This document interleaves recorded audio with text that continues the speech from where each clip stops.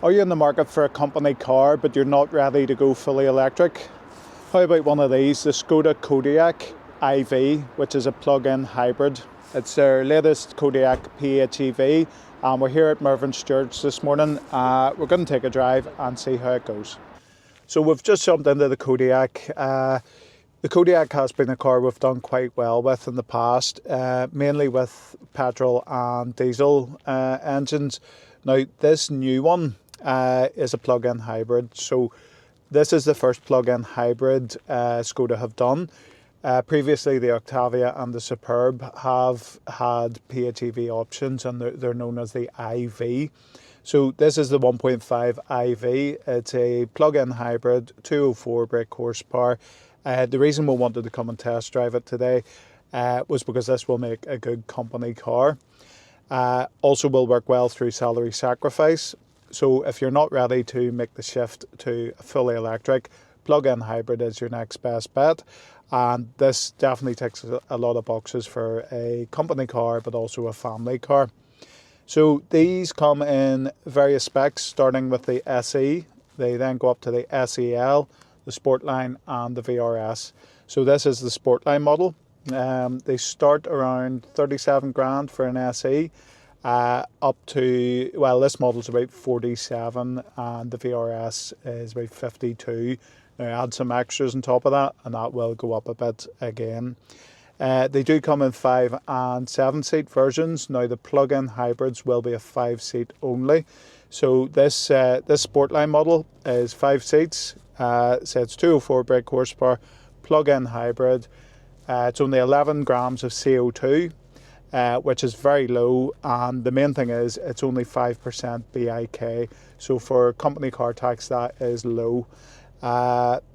Beauty of it is as well, with the plug-in, the car will operate on electric only at times. So if you're sitting in traffic or moving slowly, it'll run on electric and you should get 71 miles of range.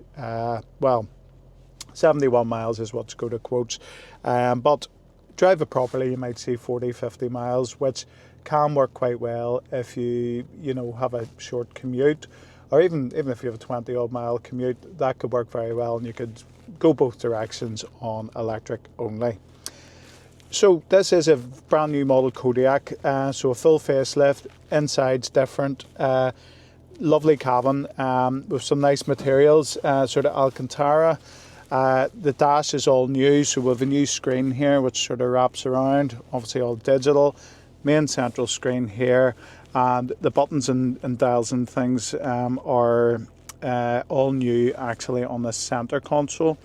So you have sort of multi-function buttons. If you press it in, it goes between volume with the radio, onto the air, driving modes, and different bits and pieces like that. Alcantara armrest. I say there's other bits of the dash, Alcantara, with a sports steering wheel and sports seats, all very nicely finished. All we've got to do now is go for a drive. So we'll have the gears up here, and let me see, yeah. A lot of the cars now seem to be moving the gear knobs up to where the indicator stalks are. So we're just driving out, and the car has moved off. It did flick on there actually to the petrol motor, but as we move off it is in electric mode, and we are driving as if it is an EV.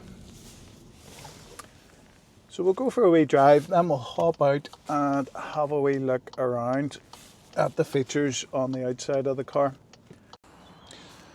First thing I've noticed about the outside, the front seems to be more like the Enyaq, so it's a bit more rounded, and it's bigger. It feels like a bigger front. So at first glance there, very like the Enyaq.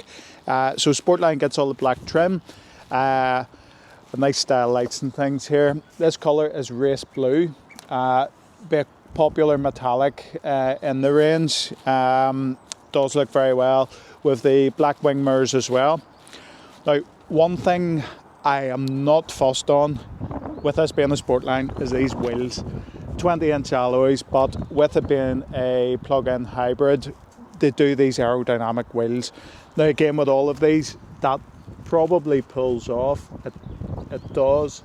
And I can see I'm not going to take them off in case I break it, but those will pop off and you'll have a nicer alloy wheel underneath. When you get your car, feel free to do that. In the petrol and the diesel variants, you will have different alloys because it's not so much focused on the CO2s. Well, it is and it isn't. This more so because it's aimed more at the company car driver.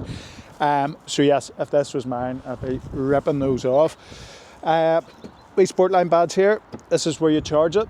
So say that'll just plug into any normal charger at home, at the garage, at work. Charge it through there. We have privacy glass on the back with nice black trim up here, black aerial as well.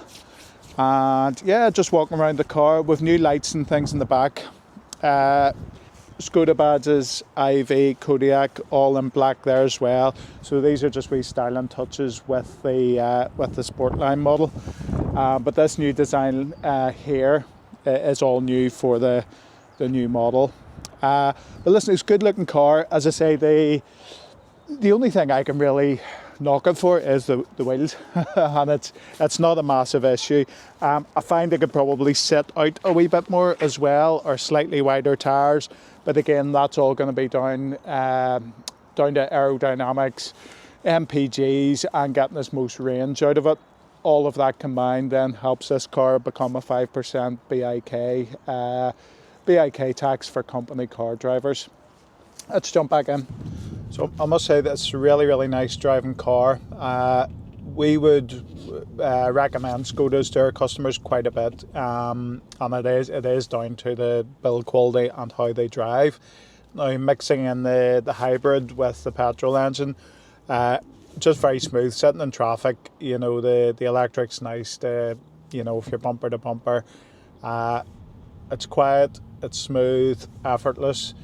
One thing I would say though, when we got to a wee bit of open road, when you accelerate a bit, it doesn't feel like there's an awful lot of oomph in it really. It's 204 brake horsepower. I'm sure if you hit the kick down and went for it, you would feel it a bit better. But to be honest, just normal driving is absolutely fine. It's really just if you accelerate hard.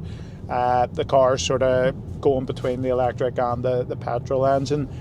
And I suspect a 2 litre diesel, even though it's maybe not as much power, probably will feel maybe a bit punchier.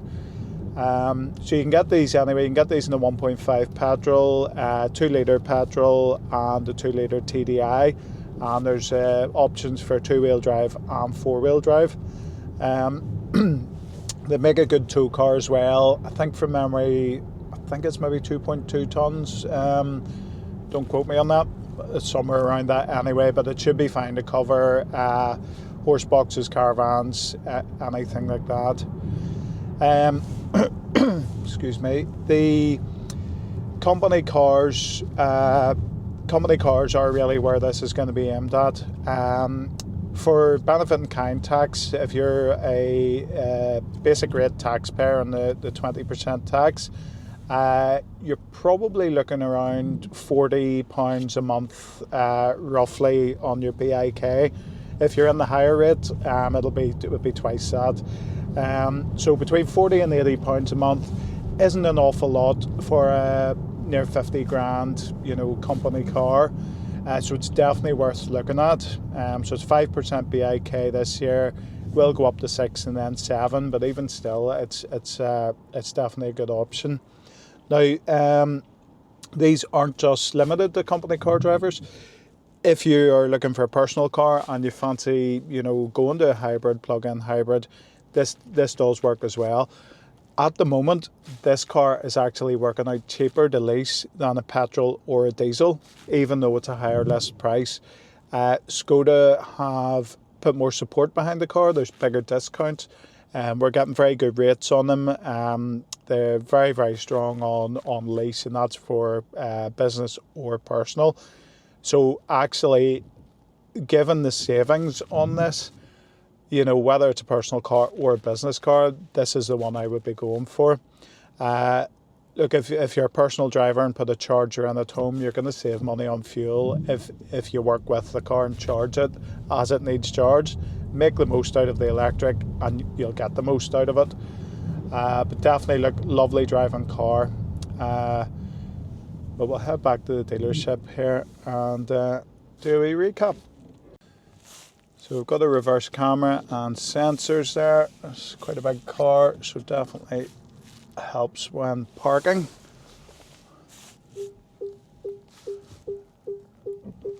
There we go. In the park, handbrake on. So that's us, our first drive in the Kodiaq IV. Very impressive. Things I like about the car: drives brilliantly, well made, very premium. The interior is very nice. Say Sportline is a nice spec, and these seats are very comfortable. Can't really fault the car in any way. Say we recommend Skodas quite a bit to customers, so I knew getting in this it was going to be a good car. The BIK is definitely a major plus for a car this size. Getting 5% BIK is excellent. The 71 miles range that was quoted is also excellent. Obviously, look, real world is probably more 40 or 50, but even still, most people don't drive that in a day, so you should be able to get most of the day on full electric. You'll find a lot of people who work with the cars, you know, you wouldn't fuel the car up with petrol that often, so you could have a tank of petrol last months if you work with the car. So that makes a brilliant company car, brilliant for salary sacrifice. But as mentioned, for a personal car, this will also work very well. And the deals at the minute are cheaper than petrol or diesel. The only things I didn't like are the wheels. Not a massive issue. As I say, you can pull the plastic aerodynamic bits off, which is probably the first thing I would do. The only other thing I would say is maybe lacks a wee bit of grunt. But it's not that bad, to be honest. For everyday driving, it's absolutely grand. There's new technology in the car as well, which is all very impressive. Just even bits with the screens on the buttons. You click the button in, it said changes from air or the temperature to the heated seats. So it's all on there, and there's sort of like many screens on each button, which are nice. New dials, new central screen. All very nice. This is definitely a good upgrade on the old model. But listen, just a thank you to Mervyn Stewart Skoda for lending us their car. We do a good bit of business with these guys, so thank you. And if you need any quotes, head over to the website commercial-leasing.com, fill in one of the inquiry forms, and one of us will give you a call back.